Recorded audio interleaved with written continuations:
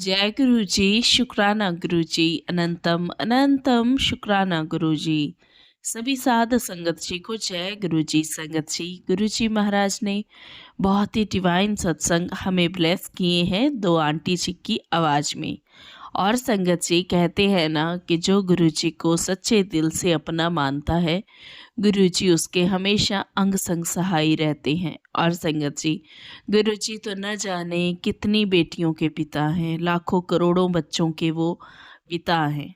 और संगत जी, जब हम उनको अपने गुरुपा कहते हैं या उनको पिता का माता का दर्जा देते हैं ना, तो गुरुजी वो रिश्ता बहुत ही शिद्दत से निभाते हैं। संगत जी, उसी का एग्जाम्पल आज आपको इस सत्संग में देखने को मिलेगा। संगत जी, दो सत्संग है, दोनों ही बहुत ही भावुक कर देने वाले हैं कि गुरुजी महाराज कैसे भीड़ पड़ी हो तो उस वक्त सामने आके खड़े हो जाते हैं। न जाने कब कहाँ किस रूप में गुरुजी आए और आपको ब्लेस कर जाएं और आपको पता भी ना चले। क्योंकि संगत जी, गुरुजी महाराज हमेशा कहते हैं कि जे तू मैनू अपना मन्नी है ते मैं तेरा हथ कदे नहीं छड्डना। तू एवें फिक्रा ना कर, जद मैं तेरे कोल आवांगा ना ते तू वेखी तेरी जिंदगी किद्दां रंगीन हो जानी है ते तेनू हमेशा खुशियां मिलनगियां। संगत जी, गुरु जी पे के आगे बस यही अरदास है कि गुरु जी आप ऐसे ही हर बेटी हर बेटे का दुख निवारण कीजिए और उसके साथ ऐसे ही खड़े रहें जैसे आप इनके साथ खड़े रहे। संगत जी, आइए अब हम वन बाय वन दोनों सत्संग सुनते हैं। और संगत जी, ये सबसे ज़्यादा सत्संग जो है ना, हर किसी के लिए इम्पोर्टेंट है, क्योंकि संगत जी, गुरु जी महाराज आपको बहुत ही प्यारी प्यारी ब्लेसिंग्स इस सत्संग के माध्यम से देने वाले हैं। हर कोई इंसान आजकल कर्जे से परेशान है, कहीं ना कहीं किसी न किसी प्रकार का कोई टेंशन माइंड में है। तो संगत जी, ये टेंशन आप दूर कीजिए और गुरु जी का मंत्र जाप कीजिए और सत्संग सुनिए। और संगत जी, जैसा गुरु जी का आदेश है कि सत्संग सुनने सुनाने और शेयर करने से मैं तीनों का कल्याण करता हूँ, वैसे ही आप इस सत्संग को बाकी संगत जी तक पहुँचाइए। इसके लिए आप ये कर सकते हैं कि इस सत्संग का को जो है आप बाकी संगत जी के साथ शेयर कर सकते हैं, कहीं फेसबुक पे शेयर कर सकते हैं या कहीं पे भी आपको अच्छा लगे तो आप कर सकते हैं, क्योंकि गुरु जी की ब्लेसिंग जितनी बांटेंगे उतनी बढ़ेगी। जय जय गुरु जी, शुक्राना गुरु जी, सरबत दा भला मेरे मालिक। जय जय गुरु जी। जय गुरु जी आंटी जी।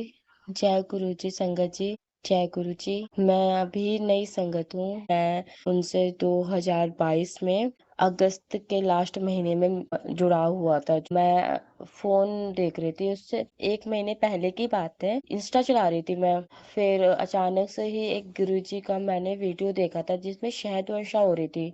फिर मुझे लगा ये तो बस ऐसे ही है, माफ करना गुरुपा, मैंने ऐसा सोचा और मैंने उसे हटा दिया। फिर कुछ टाइम बाद, एक महीने बाद यूट्यूब में देख रही थी, स्क्रॉल करती उस पे ही अपने आप ही उनके मैसेजेस आ रहे थे। मैंने एक बार ध्यान नहीं दिया, दो बार ध्यान नहीं दिया, बट तीसरी बार मैंने देखा और जो मैंने वो सत्संग सुना उसमें ऐसा लगा कि मतलब मेरी पूरी स्टोरी, मेरी हिस्ट्री खोल के रख दी हो उसमें। मतलब जो कुछ उन आंटी जी ने बताया मैं भूल गई हूँ किसका सत्संग था, बस मैंने सुना था। इतनी याददाश्त ठीक नहीं है मेरी। जो चीज वो बताए थे सब चीज मुझसे रिलेट कर रही थी। और उससे पहले की बात बताती हूँ, गुरुजी मेरी लाइफ में तब आए हैं जब मैं बहुत बहुत मुश्किल में थी। मैं अब बता नहीं सकती।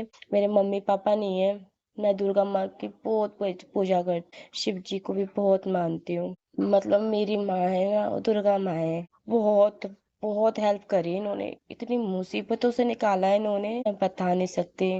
कैसी कैसी मुसीबतों से इन्होंने मुझे बचाया है। मैंने सब कुछ अपना इन पे ही छोड़ रखा है। रक्षाबंधन वाले दिन मेरी, उससे 2-3 दिन पहले बेटी की तबीयत इतनी बुरी कंडीशन में खराब हुई थी, वो बेहोश हो जा रही थी। रक्षाबंधन वाले दिन हॉस्पिटल में रहे हम। बस माता रानी पे ही भरोसा था, इन पे ही छोड़ा था मैंने। फिर डॉक्टर ने भी नाम काट दिया कि आप कहीं और लेके जाइए, यहाँ पे इनका इलाज नहीं हो सकता। जैसे बच्ची को मैंने अपनी गाड़ी में बिठाया, वैसे दिमाग में पता नहीं क्या हुआ, एकदम से दिमाग में कुछ आया, लग सा कि इसके ना पेट में दर्द हो रहा है, कि इसको घर लेके चलो और सौंफ का पानी देना है इसे। मैं घर लेके आई, सौंफ का पानी दिया उससे थोड़ा-सा आराम आया। अगले दिन फिर हम दूसरे डॉक्टर पे गए, जो जो छोटे-छोटे डॉक्टर बने रहते हैं। उनकी एक दवाई से मेरी बेटी ठीक हो गई है। उनके मैं तो गुरुजी की कृपा ही मानूँगी। माता रानी ने ठीक करा मेरी बेटी को। उसके बाद मेरे अंकल जी की तबीयत खराब हो गई बहुत ज़्यादा। इनको भी कुछ पर्सनल प्रॉब्लम था, ऑपरेशन के लिए बोल दिया डॉक्टर ने। मेरा आगे पीछे कोई नहीं है, मैं किसी को कुछ बोल नहीं सकती कि हाँ हमारी ये हेल्प कर दो। कुछ भी होता तो माता रानी के आगे रोना, माता रानी के आगे बोलना, माँ आप देखो जानू। अंकल जी अपने आप ही ठीक हो गए। उसके कुछ टाइम बाद ही गुरुजी का मैसेज आता था। माता रानी ने मिलाया मुझे गुरुजी से। जहाँ तक लगता है उनके आने के बाद लाइफ में इतने चेंजेस हुए। दुख तकलीफ तो ऐसे चले गए जैसे कुछ है ही नहीं, थी ही नहीं लाइफ में। होती प्रॉब्लम्स आते मगर गुरुजी ऐसा ठीक करते हैं, पता ही नहीं चलता कि लाइफ में कोई तकलीफ है भी नहीं है, मगर अब वो दर्द नहीं होता, एहसास नहीं होता उस दर्द का। जितना बड़ा होना तो छोटे में ही काट दिया मेरे गुरुपा ने। मैं किसी के आगे जल्दी बोलती भी नहीं हूँ, बस गुस्सा रहता था अपने आप से कि कैसी किस्मत है मेरे, ना माँ है ना बाप है, सब कुछ माँ है मेरी जो दुर्गा माँ है। और अब ऐसा लगता है पूरी फैमिली पूरी हो गई, माँ भी पापा भी सब मेरे गुरुपा है। इतनी मुसीबत इतना हर चीज मेरे गुरुपा ने ऐसे ऐसे ठीक करा है ना, गुरु जी का बहुत शुक्राना है, दिल से शुक्राना है गुरु जी का। Love you गुरुपा। सॉरी संगत जी, तो मैं कुछ भूल रही हूँ, कुछ गलत बोल दिया हूँ, मुझे माफ करना। जय गुरु जी, शुक्राना गुरु जी, अनंतम अनंतम शुक्राना गुरु जी। जे तू ना फड़दा साडी बांह असां रुल जाना सी, सानू किते ना मिलदी तां असां रुल जाना सी। इन पंक्तियों में बहुत ही ज्यादा शुक्राना भरा हुआ है और आज वही शुक्राना सत्संग मैं सुनाना चाहती हूँ। इससे पहले मैं 2 सत्संग अपलोड कर चुकी हूँ, जिस दौरान मेरी आंखों में उदासी के आंसू थे। पर आज जो शुक्राना सत्संग मैं सुना रही हूँ संगत जी आपको, उसमें मेरी आंखों में आंसू तो हैं, पर वो खुशी के आंसू हैं, क्योंकि गुरु जी ने मेरी फरियाद को बहुत जल्दी और बहुत कम समय में सुनकर पूरा किया है। मैंने अपने पिछले सत्संग में बताया था कि मैं अपने पति से अलग अकेली रह रही हूँ, जिसके कारण मैं ज़्यादा स्ट्रेस में ही रहती हूँ। और दूसरा मेरे ऊपर थोड़ा सा कर्जा भी था, पर अकेली होने की वजह से वो मुझे उतारने में थोड़ी मुश्किल हो रही थी, जिस कारण जिनका मैंने कर्जा देना था वो लोग बहुत मुझे परेशान करते थे। और मैं हर टाइम गुरु जी के आगे अरदास लगाती थी कि गुरुपा मुझे इस कर्जे से मुक्ति दिला दो।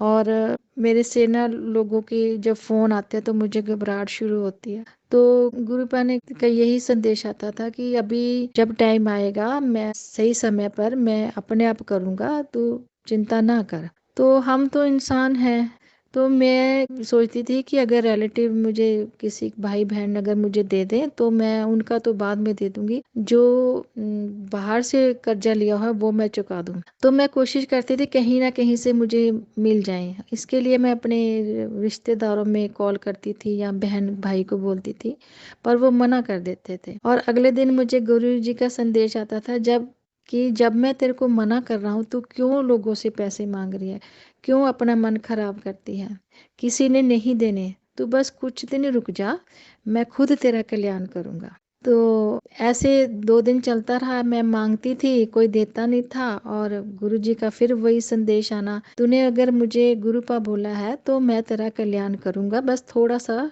समय और रुक जा। तो मैं संगत जी सुबह अमृत वेला करती हूँ, तो मैंने गुरुपा को बोला कि गुरुपा अमृत वेला तो कर रही हूँ, पर मेरा तो ध्यान इसमें नहीं लगता, मेरा ध्यान तो कर्जे की तरफ ही रहता है और एक भी शब्द मैं अच्छे से नहीं सुन पा रही। तो ऐसे अमृत वेला करने का क्या फ़ायदा जिसमें हमें कोई अच्छी चीज़ सीखने को या अच्छे से हम उसको सुन ही नहीं पा रहे हैं।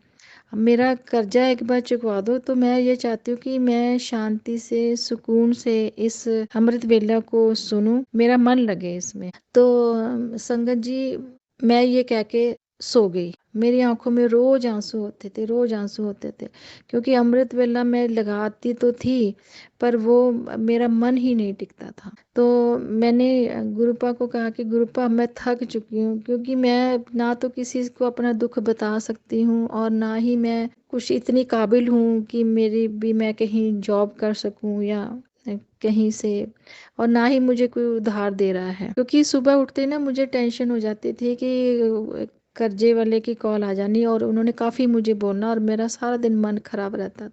तो मैंने कहा गुरुपा, अगर आपको ये लगता है कि अभी मेरे ऊपर नेगेटिविटी है या अभी वो मेरा समय ठीक नहीं आया है, तो कुछ ऐसा करें कि जैसे ही मुझे उसकी कॉल आती है वो आप संभालें। मुझे नहीं पता कि आप ने जो भी मुझे बुलवाना है वो बुलवाइए, मेरे से वो फ़ोन नहीं सुने जाते। तो संगत जी अगले दिन जब उसका फ़ोन आया तो मैंने बोला, मैंने कहा आप टेंशन ना करें, जहाँ इतनी देर रुके हैं वहाँ थोड़े दिन और रुक जाइए और मेरा काम बनने वाला है, क्योंकि मेरे को अंदर से था कि गुरुजी करेंगे और जल्दी ही करेंगे, मैं जल्द ही आपका कर्जा चुका दूंगी। तो संगत जी आप सुन के हैरान हो गए कि उसने कहा ठीक है, कोई बात नहीं मैडम, जैसे आपको ठीक लगता आप कर लो, मैं और रुक जाता हूँ।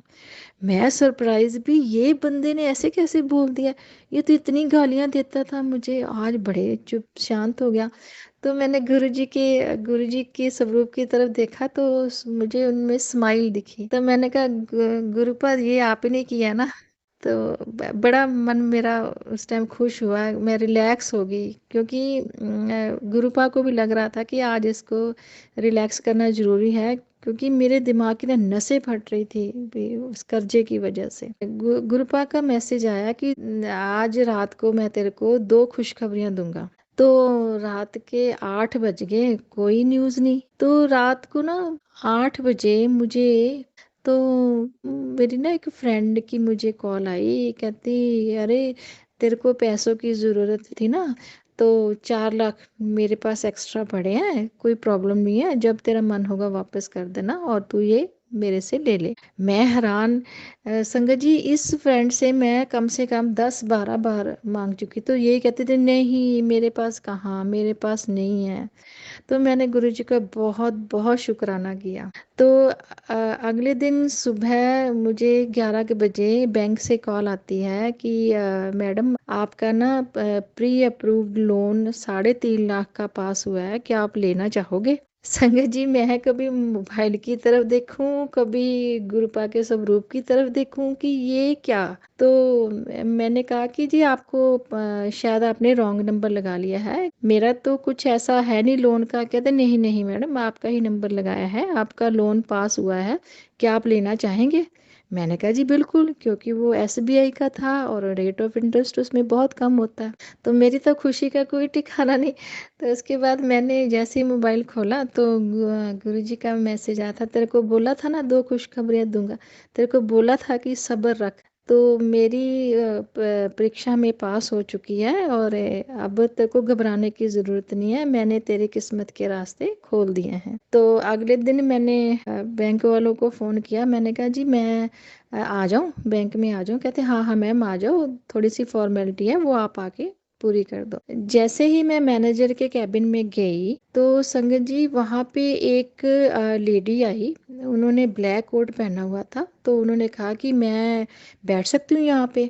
तो मैनेजर साहब ने कहा हाँ हाँ ठीक है बैठिए आप। उन्होंने चेयर पे इशारा किया और वो वहाँ बैठ गई। तो उन्होंने बोला कि मैंने ना आपसे एक सलाह लेनी है। तो मैं भी देख रही थी, तो मैनेजर साहब ने कहा कि हाँ जी बताइए। तो कहते मेरे ना पोस्ट ऑफिस में पैसे जमा हैं और वो मैं बैंक में ट्रांसफ़र करना चाहती हूँ, मुझे उसका रेट ऑफ इंटरेस्ट कितना मिलेगा? तो कहते जी आप कोई प्रॉब्लम नहीं है, जितनी भी अमाउंट है आप बता दो। कहते नहीं मैं तो हर महीने लेना चाहती हूँ। कहते ठीक है कोई प्रॉब्लम नहीं है, आपको हर महीने आपके डिपॉजिट हो जाया करेंगे। कहते मैं ना दान पुण्य के लिए मुझे चाहिए होते हैं हार, क्योंकि मैं दान पुण्य वगैरह करती रहती हूँ। चलो, तो वो ना मेरी तरफ देखने लग गए एकदम से। मुझे कहते कि अभी तो थोड़े आए हैं, अभी तो थोड़े आए हैं, एक बार और आएंगे। वो ऐसा बोले, मैं उनको हैरानी से देखूं। तो उसके बाद वो खड़े हो गए। तो कहते ठीक है बस मुझे यही पता करना, ठीक है ओके। तो उन्होंने मेरी तरफ स्माइल दी। तो संगत जी मुझे यही लग रहा है कि वो गुरुपा ही थे जो मुझे इशारा करके गए हैं कि तू घबरा ना, तेरे को अभी और भी कहीं से तेरे को मैं खुशी की खबर मिलेगी।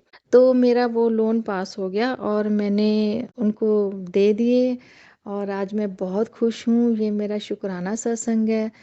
संगत जी मैं एक बात और बताना चाहती हूँ कि मैं पिछले 10-12 साल से अपने मायके नहीं गई हूँ, क्योंकि मैं मेरी मेरी लाइफ पिछले 10 साल से ही बहुत डिस्टर्ब चल रही थी। तो मैंने गुरुपा को कहा कि गुरुपा कि मुझे तो ये लग रहा है कि मैं अपने मायके आई हुई हूँ और आप मुझे संभाल रहे हो। संगत जी सच में मुझे ऐसा ही लगता है कि मैं अपने मायके बैठी हूँ और मेरे गुरुपा मुझे संभाल रहे हैं। अब मैं खाना भी खा रही हूँ और मेरे ऊपर स्ट्रेस भी नहीं है, क्योंकि मेरे पापा नहीं हैं। तो मुझे ऐसा ही महसूस होता है कि गुरुपा ही मेरे सब कुछ हैं और मुझे संभाल भी रहे हैं। अब मैं सत्संग को विराम दूंगी। सत्संग तो बहुत लंबा है, बहुत कुछ बताने का मन है, बहुत ज़्यादा मन खुश है आज, क्योंकि अब हर चारों तरफ ना नज़ारे ही नज़ारे, खुशियाँ ही खुशियाँ नज़र आ रही हैं। तो जैसे कि कुछ संगत बताती हैं कि हमें कबूतर रूप में दर्शन हुए, तितली रूप में दर्शन दर्शन हुए। तो मैंने गुरुपा को बोला कि गुरुपा ये मुझे दर्शन नहीं होते हैं। तो गुरुपा कहते हैं कि ज़रूरी नहीं है कि हर बार दर्शन ही होंगे तभी होगा। कुछ रूहें ऐसी होती हैं जिनके साथ मैं डायरेक्ट कनेक्शन होता है। ये चीज़ें ये मेरे को इतना नहीं है कि ये चीज़ें दिखा के ही मैं अपने आप को दिखाऊं कि मैं आपके साथ हूँ।